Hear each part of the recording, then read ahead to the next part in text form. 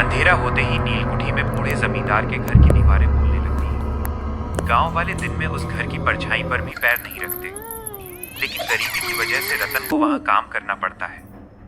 घर का अभी का मालिक एक छोटा किसान है जो इंग्लैंड से लौटा है। यहाँ सिर्फ एक बूढ़ा दरबान और अब रतन है। रतन का काम ऊपर की मंजिल पर और रेत साफ करना और रात में छोटे किसान के खाने का इंतजाम करना है। रहस्यमयी मना किया हुआ घर नौकरी ज्वाइन करने के पहले दिन छोटे किसान ने उसे कड़ी चेतावनी दी। दूसरी मंजिल के आखिर में जो भारी लकड़ी का दरवाजा है उसे कभी खोलने की कोशिश मत करना। वो हमारे पुरखों का घर है और आम लोगों का वहां जाना मना है। हालांकि रतन ने शुरू में सिर हिलाकर हाँ कर दी, लेकिन जैसे जैसे 3 दिन बीतते गए उसकी उत्सुकता बढ़ती गई। आधी रात को जब पूरा घर शांत हो गया तो रतन को अपने नीचे वाले कमरे में लेटे हुए अजीब आवाजें सुनाई।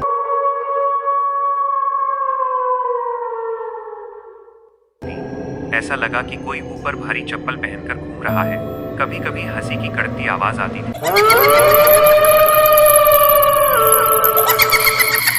जो हवा की आवाज के साथ मिलकर हड्डियों को ठंडा कर देती थी। वो अंधेरी रात उस दिन अमावस्या थी। बाहर जोरों की बारिश हो रही थी। छोटे मालिक किसी खास काम से शहर गए थे और उनके लौटने में रात हो जाएगी। रतन ऊपर की बालकनी से तेजी से आ रहा था। तभी उसने अचानक देखा कि मना किए गए कमरे का दरवाजा थोड़ा खुला हुआ था।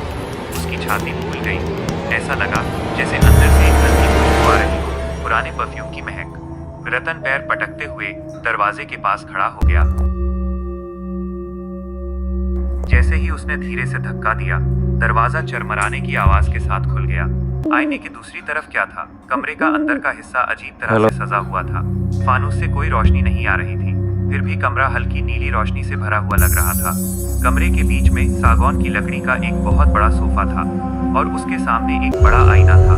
जैसे ही रतन आईने के सामने खड़ा हुआ, उसका खून ठंडा हो गया। वो शीशे में अपनी परछाई नहीं देख पा रहा था। इसके बजाय उसने देखा वो शीशे के अंदर खुद नहीं था, बल्कि एक लंबा आदमी खड़ा था। उसने मकान मालिक का चोगा पहना हुआ था और गले में हीरे का हार था।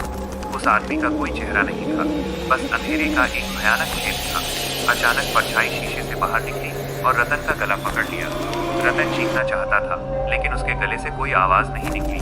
उस बर्फ जैसे ठंडे हाथ के स्पर्श से उसका शरीर सुन्न होने लगा।